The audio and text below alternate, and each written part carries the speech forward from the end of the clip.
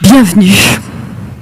Bienvenue à toutes et à tous ce matin pour ce premier dimanche de l'Avent au Temple du Marais. Oui, vous l'avez vu, la première bougie de l'Avent a été allumée.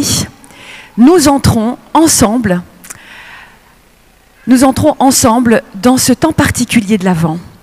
Et je ne sais pas si vous avez perçu, mais il semblerait ce matin que quelque chose voudrait nous priver de cette joie d'entrer dans l'Avent. En tout cas, on peut vous dire que pour les équipes au service, depuis ce matin, c'est la galère. Voilà.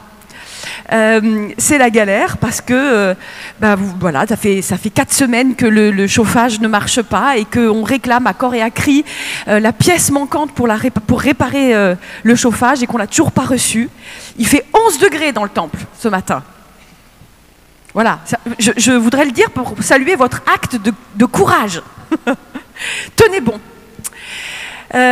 C'est la galère parce que on a eu des problèmes avec les nouveaux branchements et impossible de faire fonctionner le live. Vous l'avez vu, c'est compliqué aussi avec la sono. Voilà. Mais si nous sommes là ce matin, c'est parce que notre foi et notre espérance sont au-delà de toutes ces circonstances, que rien, ni le froid, ni les mauvais branchements électriques, ni le manque de lumière, ni les contrariétés, rien ne peut nous séparer de l'amour de Dieu manifesté en Jésus-Christ. C'est pour ça que nous sommes là. C'est pour célébrer cette espérance qui nous est toujours rappelée et redonnée au moment de l'Avent et de Noël. Alors voilà, je voudrais vous demander de vous lever maintenant. Et nous allons prier. Nous allons prier notamment en pensant plus particulièrement à nos frères et sœurs en ligne qui ce matin sont privés du culte. Et donc voilà, que le Seigneur les rejoigne là où ils sont et nous resterons en communion avec eux ce matin. Seigneur, notre Dieu et notre Père, nous sommes là ce matin avec cette joie que rien ni personne ne peut nous voler, la joie des rachetés. Seigneur, nous sommes là ce matin parce que ce temps de l'Avent est un temps particulier pour nous, un temps dans le temps, un temps qui nous rappelle que tu t'es mis en route vers nous il y a 2000 ans, en Jésus-Christ. Un temps pour nous mettre en route à ta suite, pour aller à ta rencontre. Seigneur, nous voulons être dans cette joie du commencement, dans cette joie des retrouvailles, dans cette joie de l'espérance plus forte que la nuit et que la mort. Seigneur, nous voulons te prier tout particulièrement pour ce matin, pour nos frères et sœurs qui sont privés du culte en ligne au Marais et qui peut-être sont en train de prier ensemble sur le live, sur le chat. Nous voulons te demander que tu maintiennes, malgré les circonstances, notre communion, que tu viennes tisser ce fil entre nous par ton Saint-Esprit et nous permettre de faire monter tous ensemble, malgré les circonstances, notre louange et notre reconnaissance. Oui, Seigneur, c'est toi que nous voulons célébrer ce matin. C'est toi que nous voulons faire entrer à nouveau avec ta joie, avec ta chaleur, avec ta lumière dans nos vies et dans ce temple. Et nous prenons position maintenant contre tout ce qui voudrait nous empêcher de t'accueillir pleinement, de t'accueillir totalement dans nos vies, dans nos cœurs et dans ce lieu. Nous élevons le nom de Jésus-Christ au-dessus de tout nom et nous accueillons ton Saint-Esprit maintenant. Amen.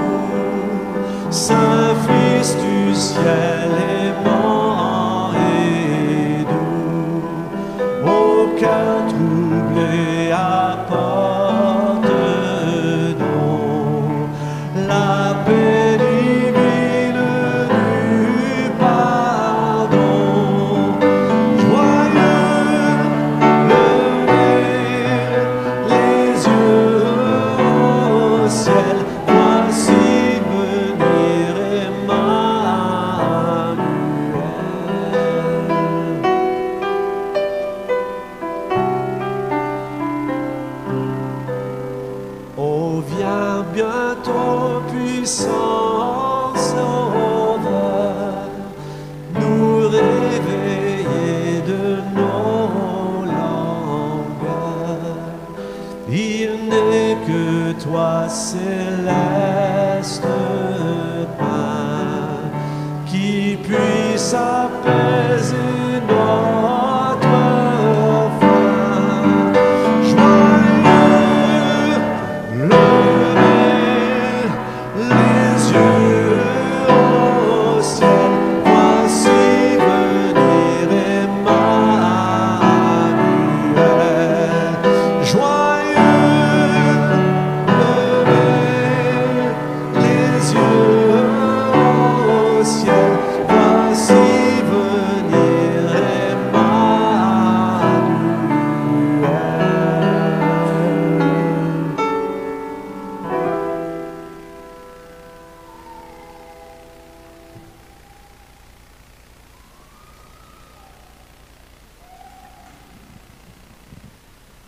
Nous écoutons le psaume 81, les versets 1 à 11. Chantez joyeusement pour Dieu, notre défenseur. Criez de joie pour le Dieu de Jacob. Jouez des instruments, frappez le tambourin. Jouez de la douce cithare et de la harpe. Sonnez du cor à la nouvelle lune, puis à la pleine lune pour notre fête. Car c'est une loi pour le peuple d'Israël, une décision du Dieu de Jacob. C'est une règle qu'il a imposée à la famille de Joseph quand il est parti en guerre contre l'Égypte. J'entends une voix que je ne connais pas. Elle me dit : j'ai enlevé la charge de ton dos, je t'ai libéré des durs travaux. Dans le malheur, tu as crié, je t'ai sauvé. Je t'ai répondu, caché dans l'orage. Je t'ai fait passer une épreuve à la source de Mériba. Écoute, mon peuple, j'ai quelque chose à te dire. Israël, écoute-moi donc. Tu n'auras pas chez toi d'autre Dieu. N'adore pas un Dieu étranger.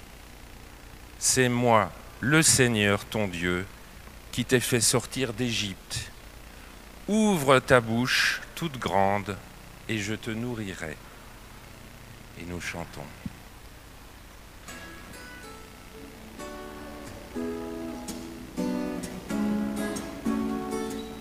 Seigneur, que tous unissent pour chanter ton amour, ton soleil de justice se lève sur nos jours.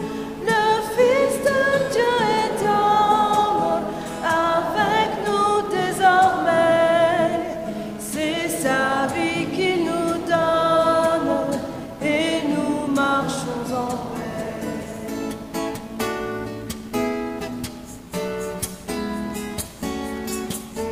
Quand la terre est remplie de bruit et de fureur, quand nous perdons nos vies en restant dans nos peurs, c'est lui qui nous appelle et vient nous délivrer.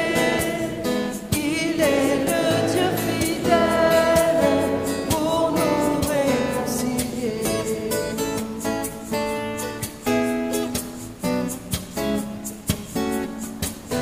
Quand notre foi espère, oh viens nous t'abandon. Prends pitié de la terre, ne tarde plus longtemps. La création soupire après la liberté. C'est toi qu'elle désire en ton éternité.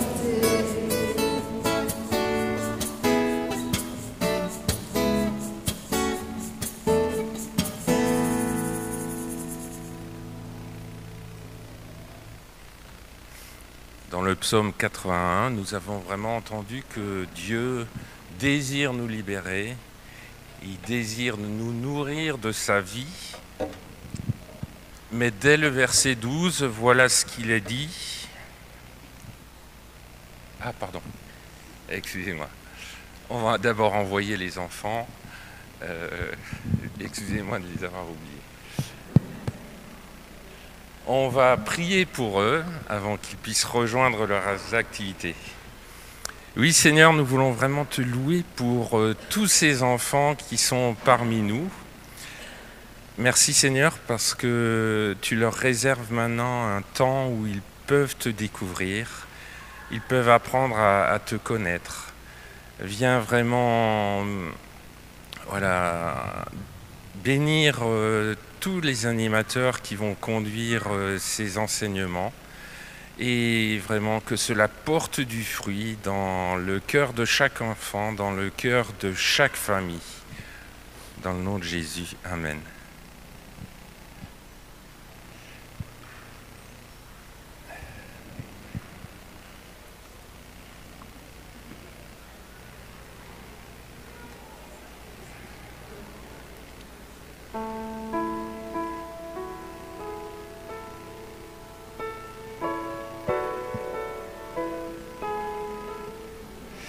Donc, comme je l'ai anticipé, on voit que le verset 12, après le rappel de la volonté de Dieu, nous dit de manière assez brutale, « Mais mon peuple n'a pas écouté ma voix, il n'a pas voulu de moi ». Dans Jérémie 35, verset 15, on retrouve cette même idée.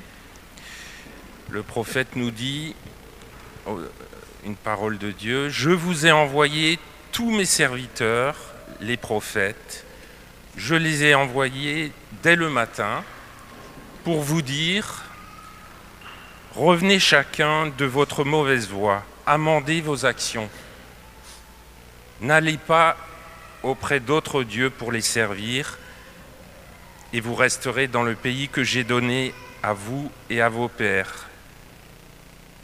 Mais vous n'avez pas prêté l'oreille, vous ne m'avez pas écouté.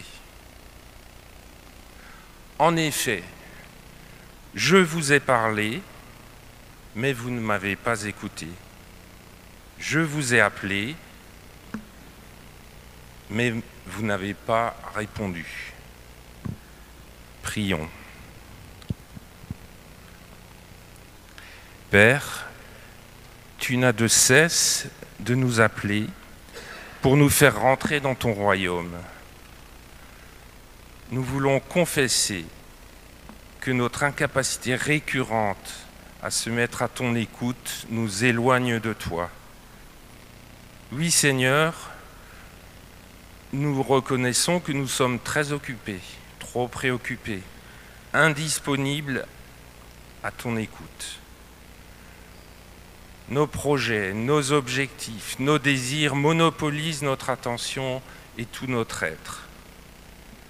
Nous servons des tyrans qui nous font penser que ton amour de Père n'est pas suffisant pour combler nos cœurs. Nos frustrations, nos échecs et nos peurs nous conduisent sur des chemins subtils de défiance et de rejet envers ton appel. Seigneur, pardon, car les libérations vécues ne sont plus source de reconnaissance et d'espérance en toi. Et oui, nous en arrivons à ne plus vouloir de toi. Seigneur, pardon, car nous faisons de nos doutes un motif de rejet de tes projets de vie. Nous préférons nous réconforter nous-mêmes. Nous ne savons plus t'écouter. Viens nous laver de nos péchés, de notre orgueil. Viens restaurer nos cœurs et la communion que tu veux avec nous. Dans le nom de Jésus, Amen.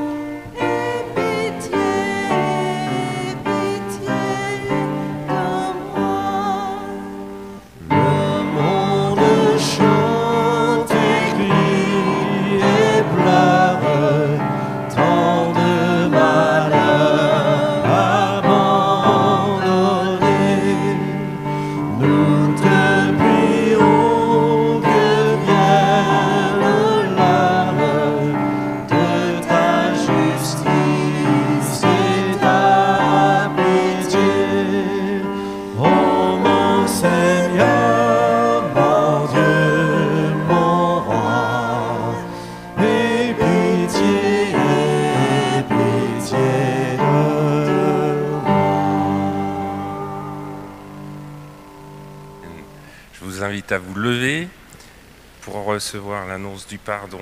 En Éphésiens 1, au verset 4 à 7, il nous est dit « En Jésus-Christ, Dieu nous a élus avant la fondation du monde pour que nous soyons saints et irrépréhensibles devant lui, nous ayant prédestinés dans son amour à être ses enfants, d'adoption par Jésus-Christ, selon le bon plaisir de sa volonté, à la louange de la gloire de sa grâce qu'il nous a accordée en son bien-aimé. En lui, nous avons la rédemption par son sang, la rémission des péchés, selon la richesse de sa grâce. » Voilà, recevons vraiment cette annonce du pardon et que dans une relation restaurée avec Dieu, disons comme Marie, après l'annonce du projet que Dieu avait pour elle, « Je suis la servante du Seigneur, qu'il m'advienne selon ta parole. » Amen.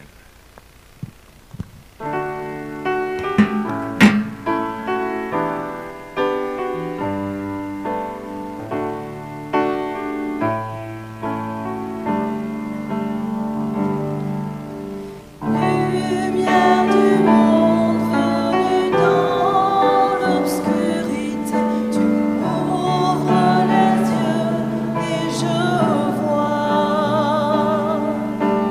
tant de beauté que mon cœur ému t'adore. Je sais que ma vie est en toi.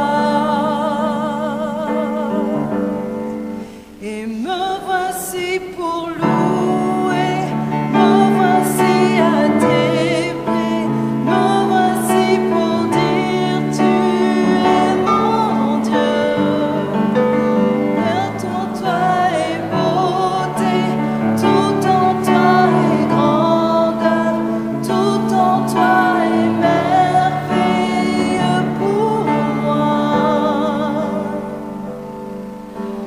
Roi éternel, élevé au-dessus de tout, ta gloire resplendit dans le ciel. Tu es venu humblement sur cette terre, tu t'es donné par amour. Je viens pour te louer, je viens pour t'adorer, je viens pour te dire tu es mon Dieu. Car tout en toi est beauté, tout en toi est grandeur, tout en toi est merveille pour moi. Je ne pourrais imaginer le prix payé pour mon péché. Non, je ne pourrais imaginer le prix payé pour mon péché. Je viens pour te louer, je viens pour t'adorer, je viens pour te dire tu es mon Dieu. Car tout en toi est beauté, tout en toi est grandeur, tout en toi est merveille pour moi. Tout en toi est bon.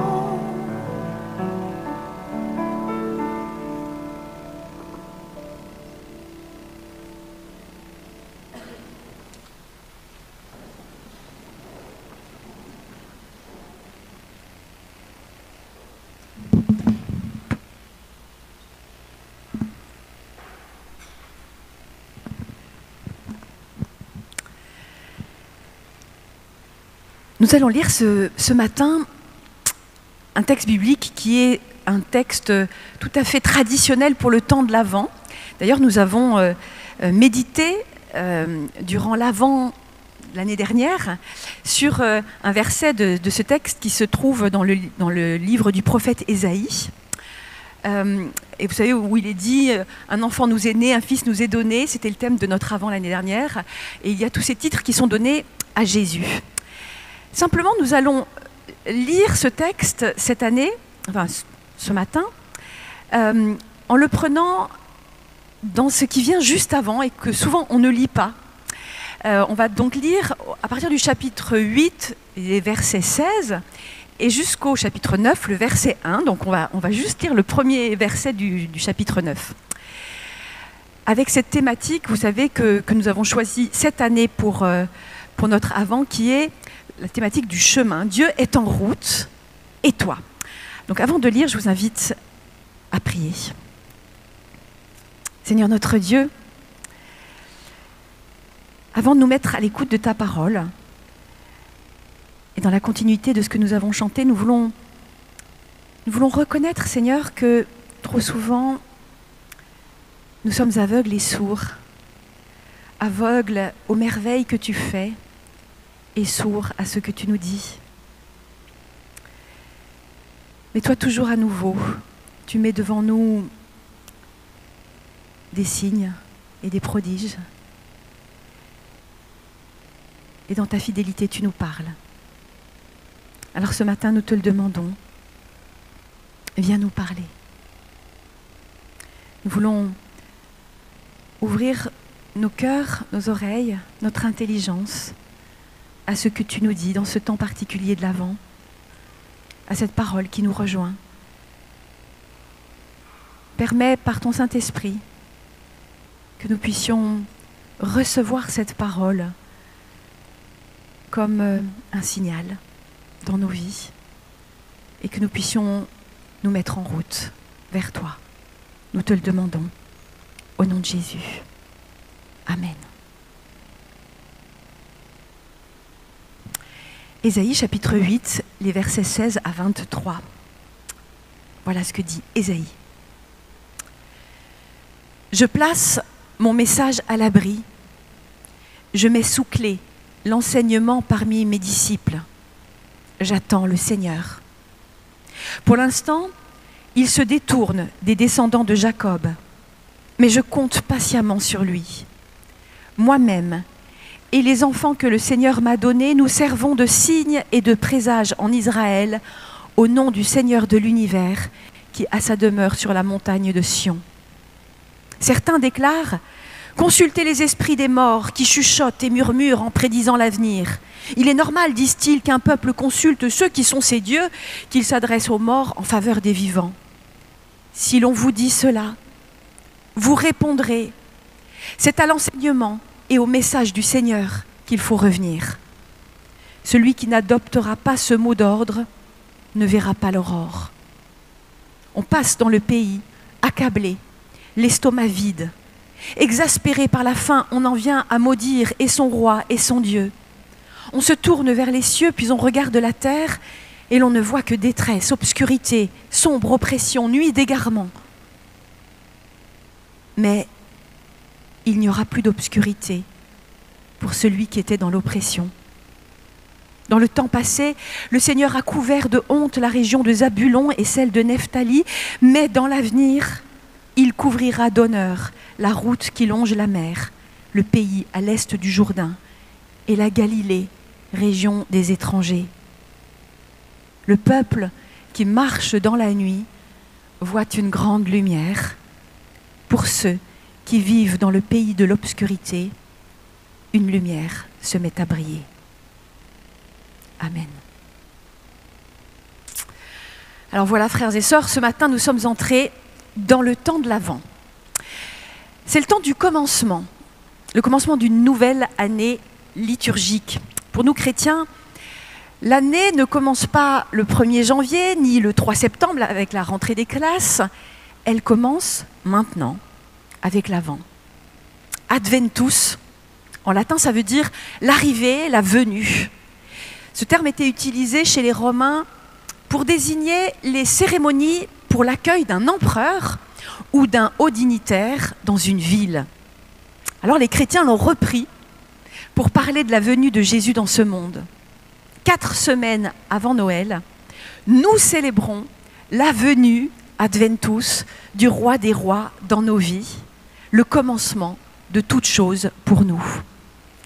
C'est un temps festif, un temps où les bougies s'allument, où l'on illumine les rues et les maisons. Et malgré tout, l'Avent reste aussi un temps qui est marqué par l'obscurité. C'est la période de l'année où la nuit tombe de plus en plus vite, où les températures chutent, il fait froid, le soleil se fait rare, on manque de lumière. Et encore, chez nous, il fait un peu plus jour que dans les contrées nordiques, où la nuit peut durer jusqu'à 17 ou 18 heures en cette saison. Dans cette période de l'année, on réalise à quel point on a besoin de lumière. Quand la nuit devient épaisse et longue, on se met à désirer le jour, à chercher sa clarté, à espérer le lever du soleil, et c'est normal. Oui, c'est normal parce que, faut-il le rappeler, la nuit, qu'on le veuille ou non, nous renvoie à la mort. Sans lumière, sans soleil, nous le savons, nous sommes condamnés à mourir. C'est vrai sur le plan physique, biologique, mais aussi sur le plan psychologique et sur le plan spirituel. Nous pouvons supporter la nuit si nous savons que le jour va venir, que la lumière viendra percer à nouveau l'obscurité. En vous disant ça, je ne vous apprends rien. Nous savons tous que notre vie sur Terre est conditionnée à la présence du soleil. Le jour où celui-ci s'éteindra, et ce jour-là arrivera inéluctablement, la vie sur Terre disparaîtra. Il y aurait là de quoi alimenter notre éco-anxiété, mais justement, ce matin, nous sommes là parce que nous choisissons de vivre ce temps comme un commencement et non comme une fin, comme un rappel de notre espérance et non comme un sujet d'inquiétude. Et pour ça, justement, je voudrais vous proposer de méditer ces paroles d'Ésaïe qui, même si elles ont été écrites pour d'autres que nous et dans un autre temps que le nôtre, continuent de nourrir notre espérance et notre foi. Alors cette prophétie d'Ésaïe se trouve plutôt au début du livre d'Ésaïe, parce que le livre d'Ésaïe compte 66 chapitres, donc on est au chapitre 8, et elle date probablement du 8e siècle avant Jésus-Christ.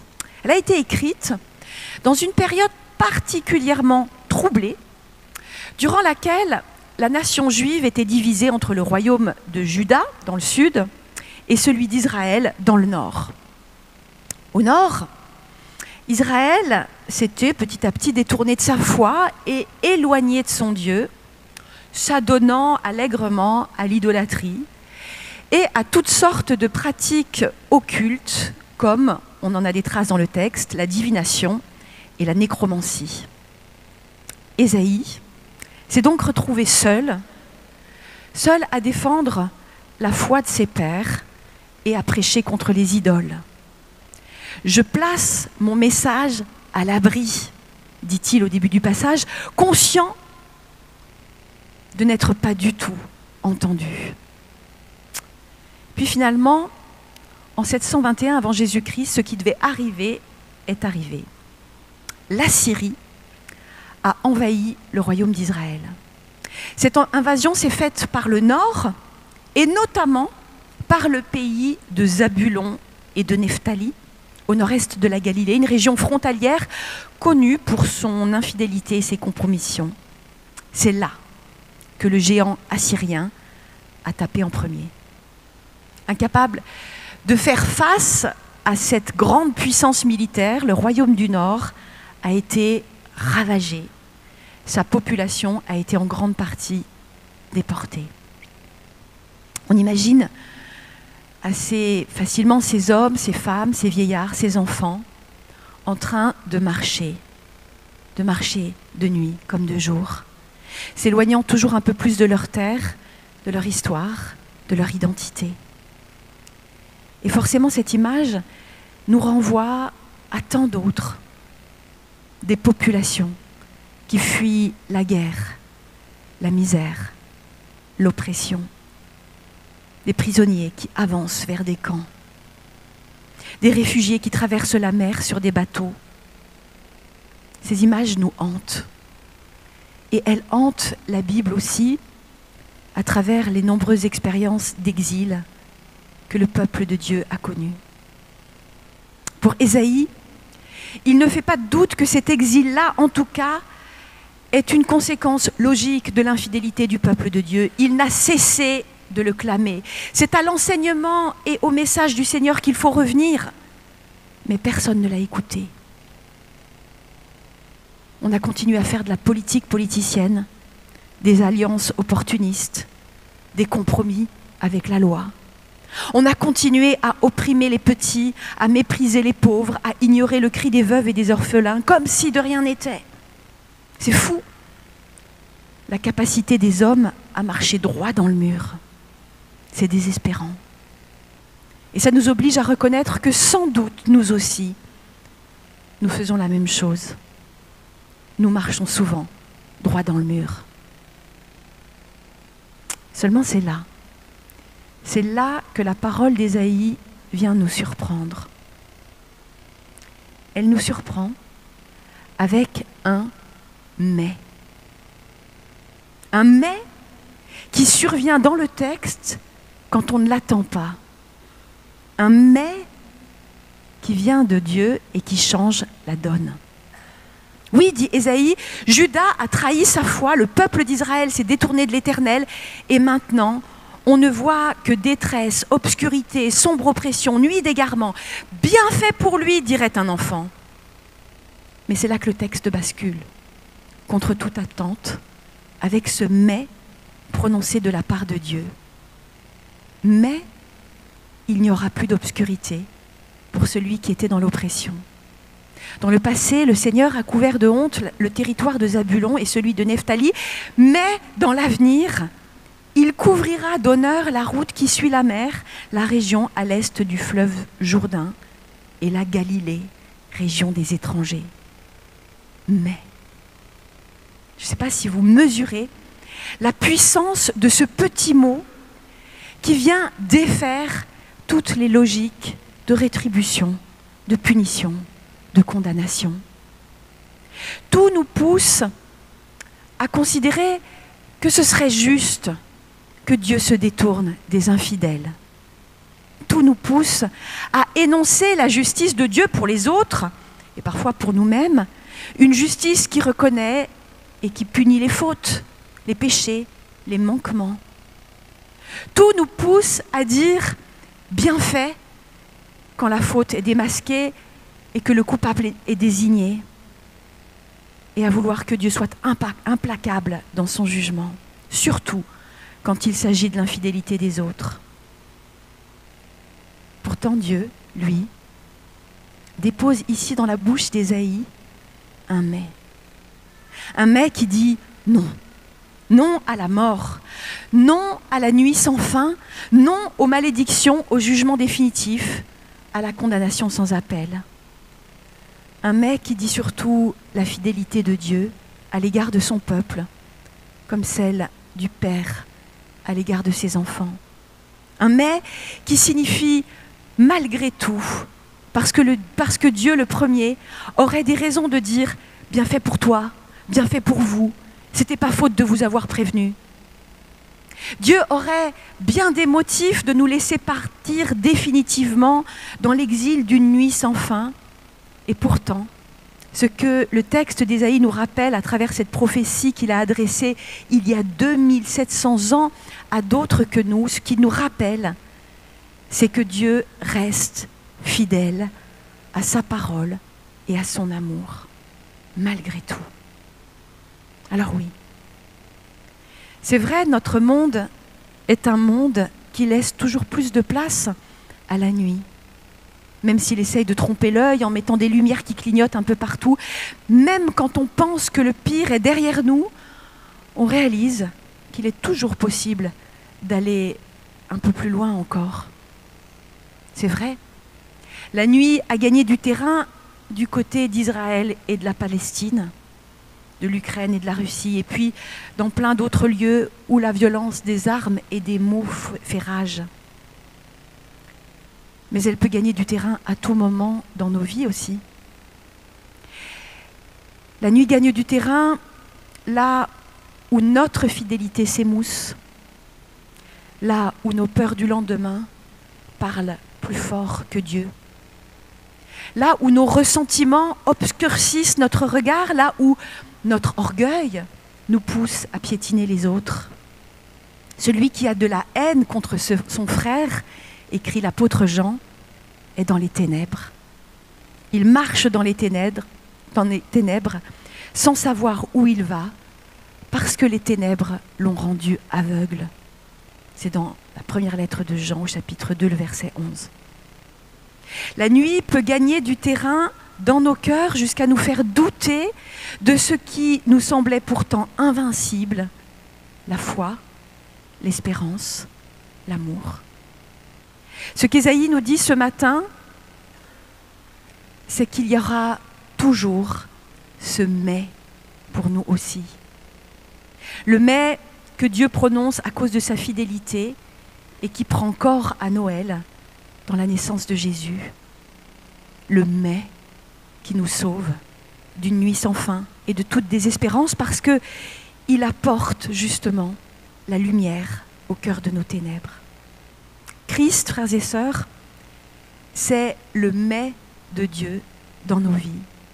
Chaque fois que nous nous sentons perdus, rejetés, condamnés par nos échecs, par notre infidélité, par le poids de nos péchés, chaque fois que nous nous disons que nous ne valons rien, que nous avons tout foiré, que nous avons pris la mauvaise route, il y a ce « mais » de Dieu qui vient vers nous dans la personne de Jésus-Christ.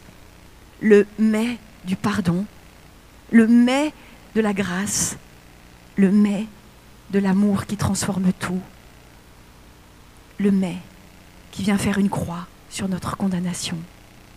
Là où nous ne voyons plus que détresse, obscurité, oppression, égarement en nous et autour de nous, Dieu dit oui, mais. Et la lumière entre à nouveau dans ce qui semblait plongé dans l'obscurité. Frères et sœurs, la lumière vient au milieu de la nuit, là où on ne l'attend pas. Elle vient comme un signe qui transperce l'épaisseur de nos doutes et de nos peurs, le signe de la fidélité de Dieu déposé dans une mangeoire pour toi, pour moi, pour nous tous. Mais dans la prophétie d'Ésaïe, cette lumière, vous l'avez entendu, elle est donnée au peuple qui marche. Et je crois que c'est important aussi de l'entendre, de le comprendre. C'est dans l'expérience de l'exil qu'Israël a pu retrouver le feu premier de son amour pour Dieu, dans cette mise en marche qui est une forme d'exil intérieur et qui nécessite une forme de courage. Il faut se mettre en route pour que Dieu puisse nous rejoindre avec son « mais ». Il faut se mettre en marche, quitter nos sécurités matérielles et spirituelles pour aller à la rencontre du Dieu vivant qui n'est pas le Dieu du passé, le Dieu des traditions et des rites, du Père Noël et des guirlandes, mais bien celui du présent et de l'avenir. Marcher. Ce verbe me fait penser à ce long chemin qu'est l'histoire du salut, à commencer par Abraham, que le Seigneur appela un jour à partir, à sortir de son pays pour aller vers la terre qu'il lui indiquerait. Depuis Abraham, notre identité de croyant est celle de personnes en marche vers la terre promise, écrivait le pape François il y a quelques années. C'est un constat et c'est une promesse. Car celles et ceux qui se mettent en marche seront toujours rejoints et accompagnés par le Seigneur. Ils verront la lumière. En marche. Vous savez, c'est l'expression qu'André Chouraki a choisie, c'était bien avant Macron, pour traduire les béatitudes, à la place du mot heureux. En marche, les humiliés du souffle. En marche, les endeuillés. En marche, les humbles de cœur. Le bonheur que Dieu nous offre par son salut n'est accessible que pour ceux qui se mettent en marche. Et c'est bien ça que nous sommes appelés à vivre en ce temps de l'Avent. Nous sommes appelés à marcher pour accueillir le Mai de Dieu et pour voir sa lumière briller dans ce monde malgré l'obscurité. Nous sommes appelés à marcher avec toutes celles et tous ceux qui, avant nous, se sont mis en marche. Marie, Élisabeth, les bergers de Bethléem, les mages d'Orient. Nous sommes appelés à marcher avec tous ces témoins que Dieu nous donne comme compagnons de route dans les Écritures bibliques. Et puis aussi tous les hommes et toutes les femmes que Dieu mettra sur notre route concrètement durant ce temps de l'Avent. Celles et ceux qui cherchent la lumière et qui peut-être ne l'ont pas encore entrevue. Le peuple qui marche dans la nuit a vu une grande lumière. Pour ceux qui vivent dans le pays de l'obscurité, une lumière se met à briller. Amen.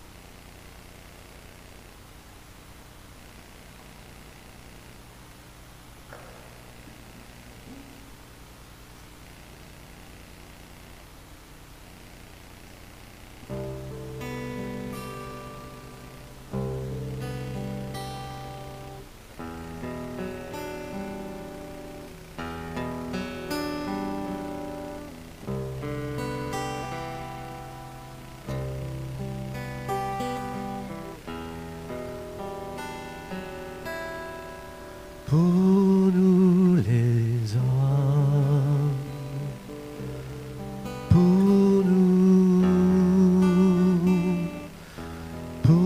nous les hommes, pour nous,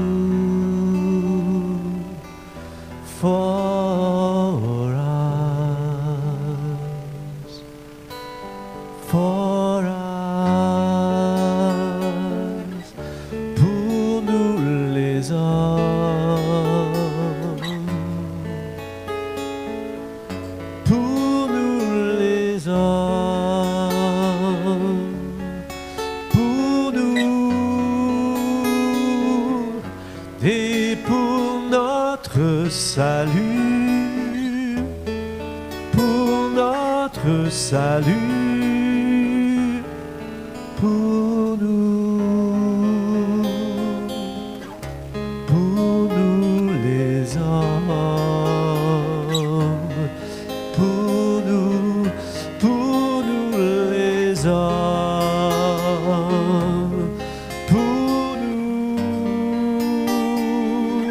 pour nous les hommes.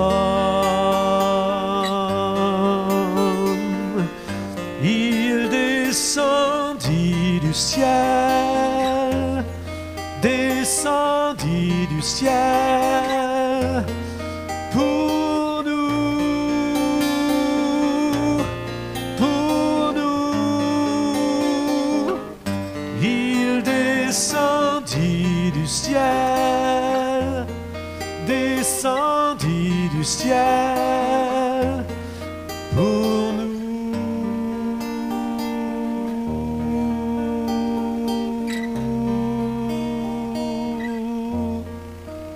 Pour nous.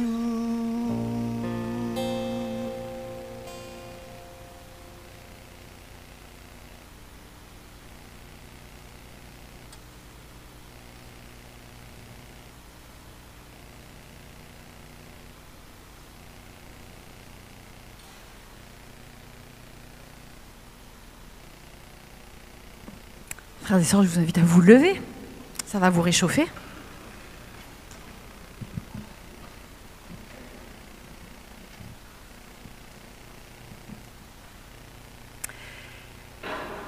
Vraiment, Seigneur notre Dieu, nous te disons ce matin notre bonheur, notre joie de te célébrer en ce temps de l'Avent. Tu viens partager notre condition humaine et marcher avec nous, pour nous, en ce monde. Tu viens enseigner les chemins de la paix. Aux cœurs en attente et aux esprits éveillés, tu viens manifester ton inlassable proximité. Vraiment, Seigneur, c'est un temps pour la joie, car nous te regardons, toi, qui viens partager toutes les heures de notre vie, qu'elles soient tristes ou heureuses, graves ou joyeuses. Aux cœurs vigilants et aux esprits éveillés, tu viens révéler la fidélité de ton amour. Oui, tu viens ouvrir le chemin du salut pour tous, sans aucune exception, et annoncer que personne ne sera abandonné au pouvoir du mal et de la misère. C'est pourquoi, Seigneur, en ce début de l'Avent, nous te disons encore notre joie, notre bonheur de te célébrer. Et d'un même cœur, nous te disons Saint, Saint, Saint est le Dieu de l'univers. La terre et la gloire, la terre et le ciel sont remplis de sa gloire. Amen. Écoutons, frères et sœurs, comment Jésus a institué le repas de la Cène. Pendant qu'ils sont à table, Jésus prend du pain, il dit la bénédiction, il le rompt et le leur donne en disant « Prenez, ceci est mon corps ». Il prend aussi la coupe et après avoir rendu grâce, il la leur donne et ils boivent tous. Il leur dit « Ceci est mon sang, le sang de l'alliance qui est répandu pour la multitude. » Et il ajoute « En vérité, je vous le dis, je ne boirai plus du fruit de la vigne jusqu'au jour où je le boirai nouveau dans le royaume de Dieu. » Prions. Seigneur, en ce premier dimanche de l'Avent, nous venons à toi avec tout ce qui fait notre foi, mais aussi avec notre manque de foi. Tu connais nos peurs, nos doutes, nos hésitations, tout ce qui nous retient de nous présenter devant toi et de marcher à ta suite. Mais nous croyons, Seigneur, que tu fais le premier pas vers nous, ce pas décisif qui nous sauve, ce mais que tu déposes sur nos condamnations, ce oui qui nous rend dignes de venir à toi. Alors viens, Seigneur, viens encore par ton esprit maintenant, viens souffler sur nous. Que ton souffle nous mette en route ce matin, qu'il vienne redonner du sens à nos vies, à nos engagements, à notre partage, à notre communion. Que ton souffle vienne nous révéler à nouveau ton amour et ta présence dans ce pain et dans ce vin que nous allons partager. Fais, Seigneur, par ton esprit, que ce repas devienne la nourriture pour notre foi, une force pour traverser les sombres vallées, une sève pour notre engagement. Nous t'en prions. Amen.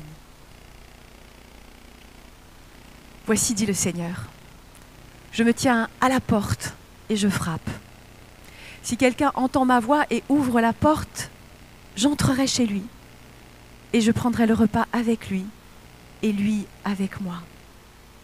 Viens, Seigneur Jésus, viens bientôt. Dans la tradition de notre Église protestante unie de France, tous ceux qui reconnaissent Jésus-Christ comme Seigneur et Sauveur sont invités à prendre part à son repas. Alors on va former un grand cercle ensemble. On va faire comme on peut avec le nombre que nous sommes, mais on va faire ce cercle pour signifier que nous sommes autour de la table et le pain et le vin viendront jusqu'à vous. Si vous ne souhaitez pas communier, vous pouvez juste faire un signe pour dire que vous ne prendrez pas le pain et le vin.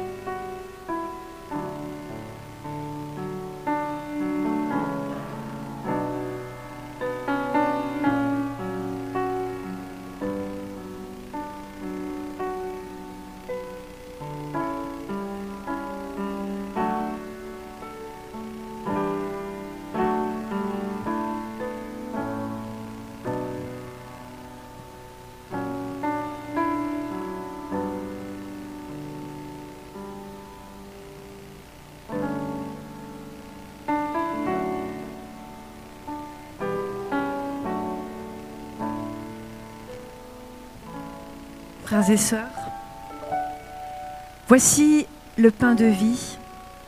Celui qui mange ce pain n'aura plus jamais faim.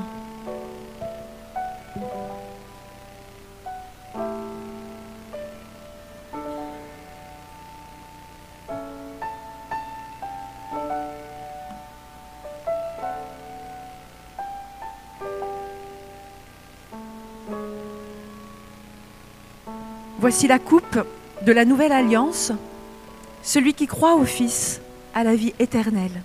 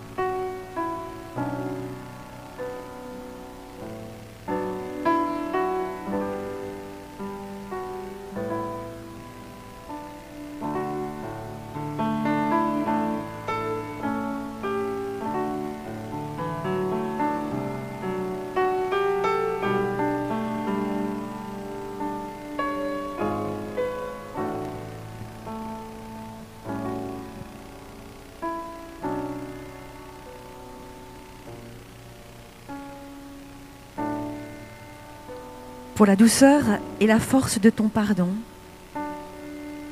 pour la brûlure et la vérité de ta parole, pour l'unité que tu nous donnes dans ce repas. Béni sois-tu, Seigneur.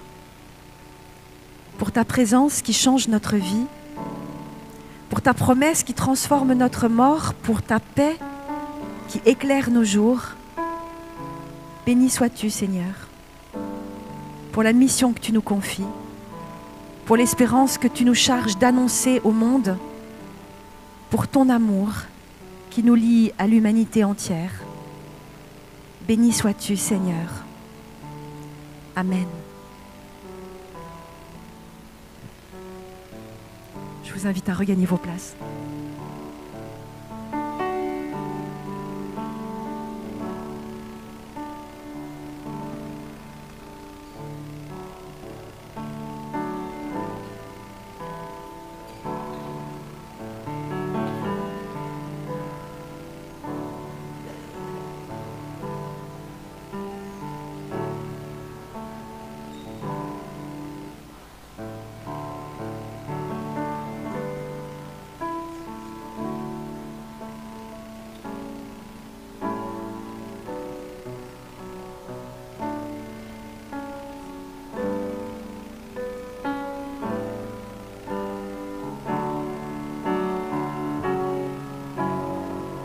Tu es venu jusqu'à nous,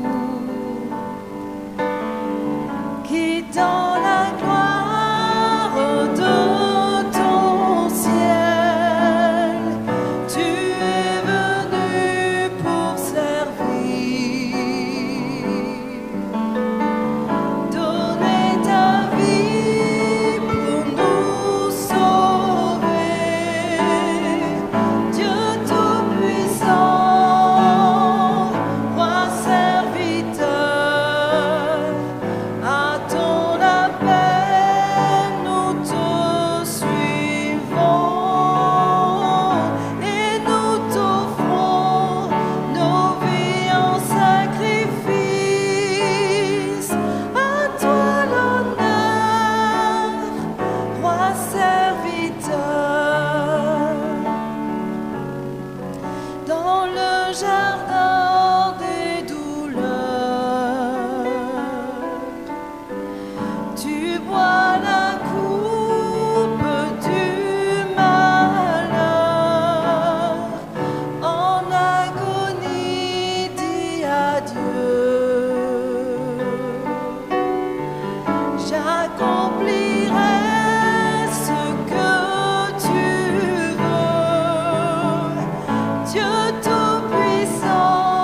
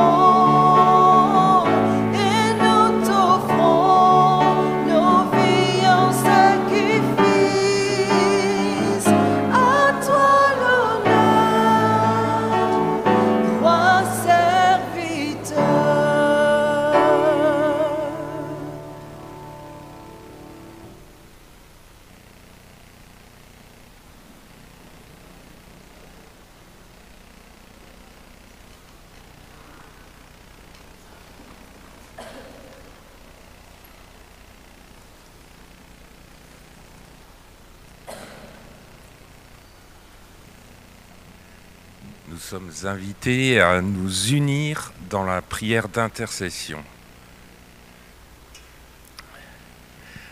Seigneur, nous te prions pour que ton règne vienne dans nos vies. Viens revivifier notre espérance dans ces temps qui incitent à la peur et à l'angoisse. Seigneur, que ton règne vienne dans nos familles.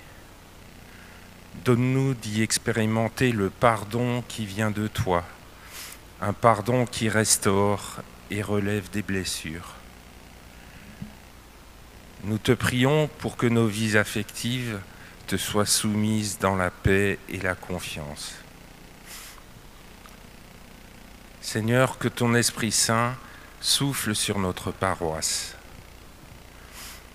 Tu es notre lien fraternel. Donne-nous de mieux le comprendre et de le mettre en pratique. Fais-nous entrer pleinement dans cette dimension de porter les fardeaux les uns des autres et de former un corps uni pour ta gloire. Nous te remettons particulièrement les ados de notre paroisse, qu'ils soient pleinement rejoints par ta parole, qu'ils puissent vivre un réveil.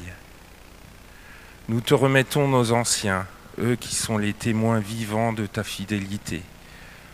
Viens renouveler leur force et leur joie de t'appartenir. Seigneur, que ton règne vienne dans notre pays, notre monde.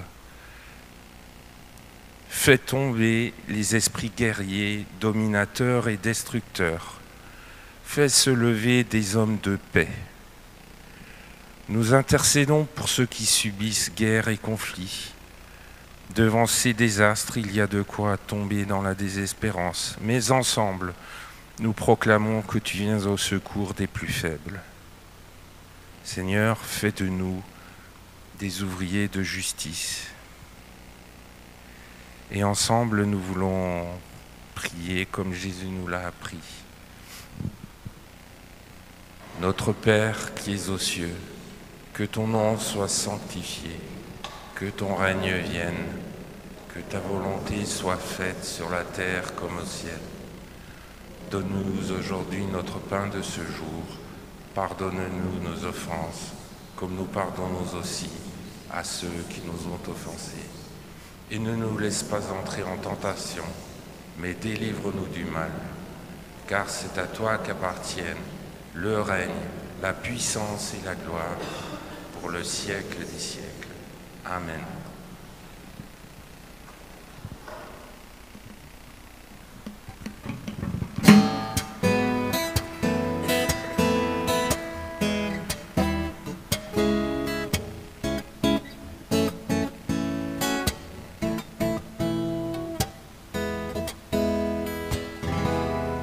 Comment expliquer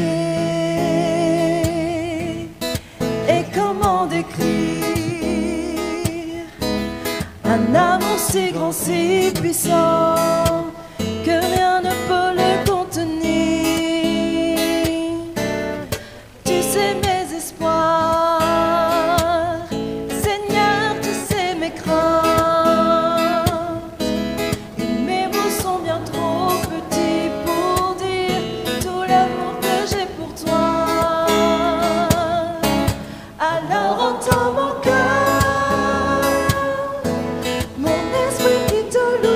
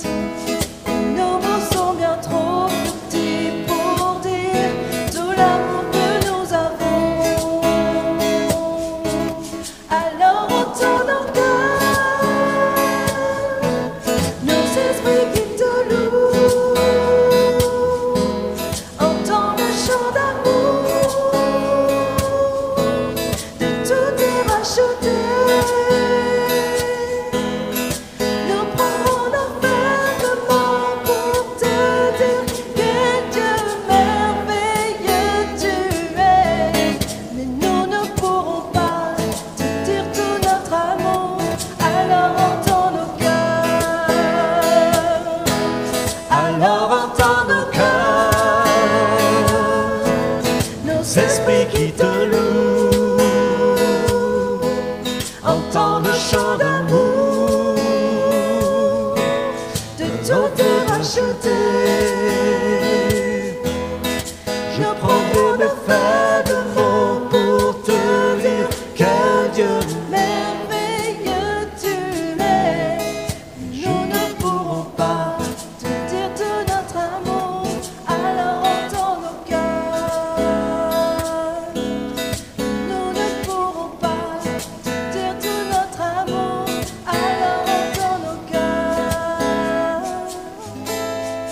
Nous ne pourrons pas te dire tout notre amour, alors entends nos cœurs.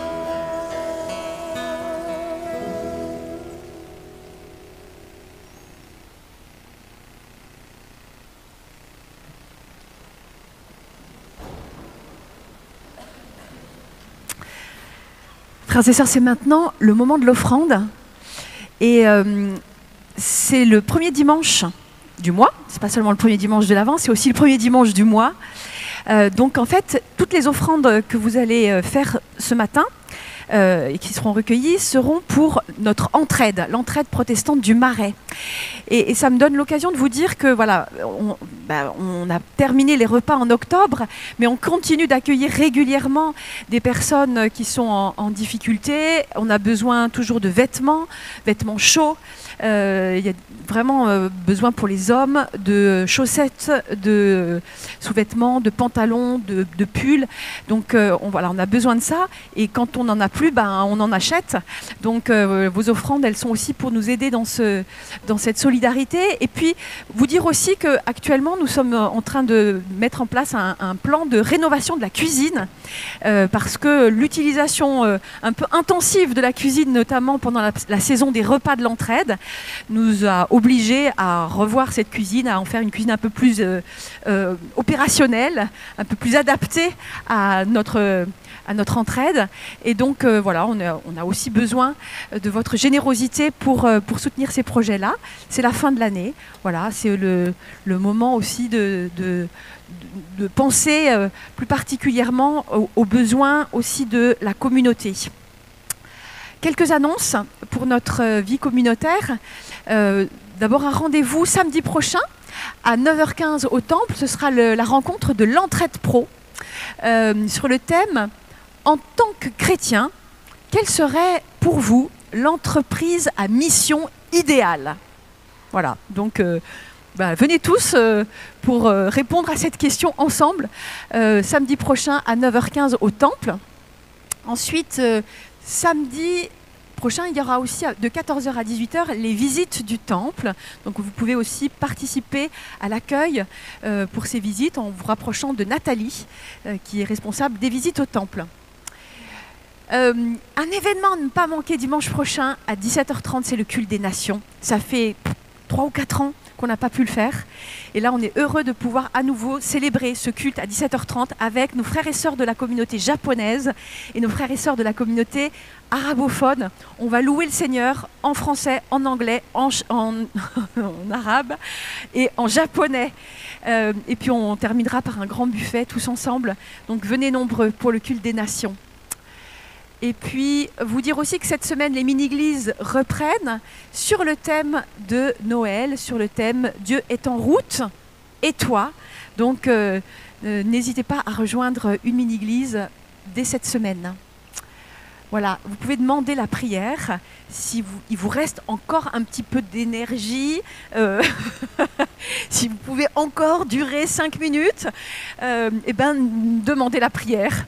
Et puis si vous ne demandez pas la prière au temple, vous pouvez prier chez vous pour que le chauffagiste répare notre chaudière. Merci à vous tous. Vous dire aussi que, je ne sais pas si vous vous souvenez de ça, c'était l'année dernière. On avait fait la promotion du Patron Coffee, du café de spécialité. Je crois que Daniel Marshall est là, il doit être en bas dans la crypte, avec de nouveau du café. C'est du café qui profite à la mission au Zimbabwe. Donc voilà, si vous voulez acheter du café, je crois que Daniel est en bas et il a amené son stock. Je vous invite à vous lever, frères et sœurs, pour recevoir la bénédiction de la part du Seigneur.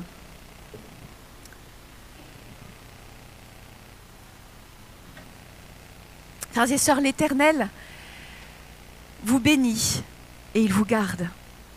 L'Éternel tourne sa face vers vous et il vous donne sa paix.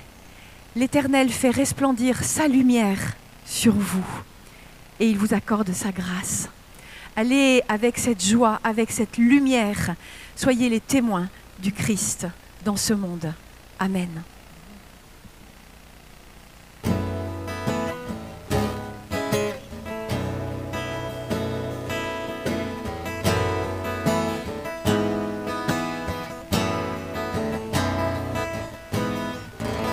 L'immensité de ta grandeur me montre que je ne suis rien.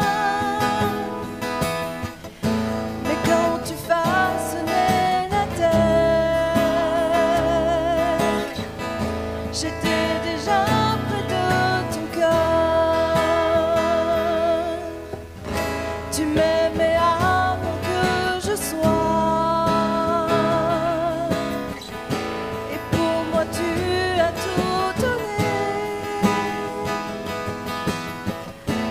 Seul pouvait me libérer. C'est pourquoi je veux t'adorer. Toi seul est digne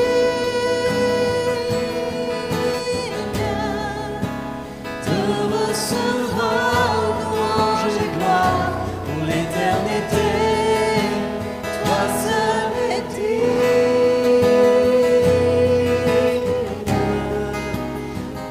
recevoir louange et gloire de l'éternité.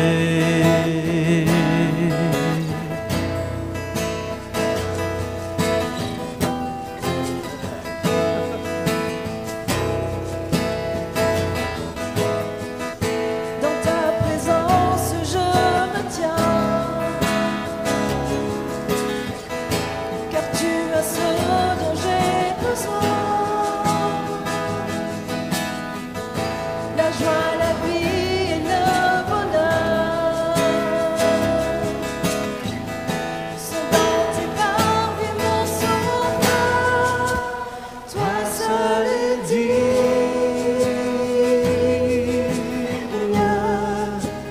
de recevoir louange et gloire pour l'éternité. Toi seul est digne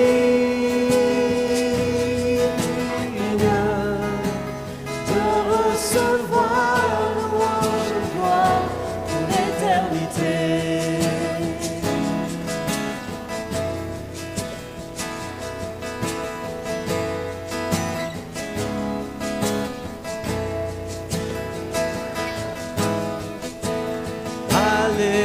Alléluia.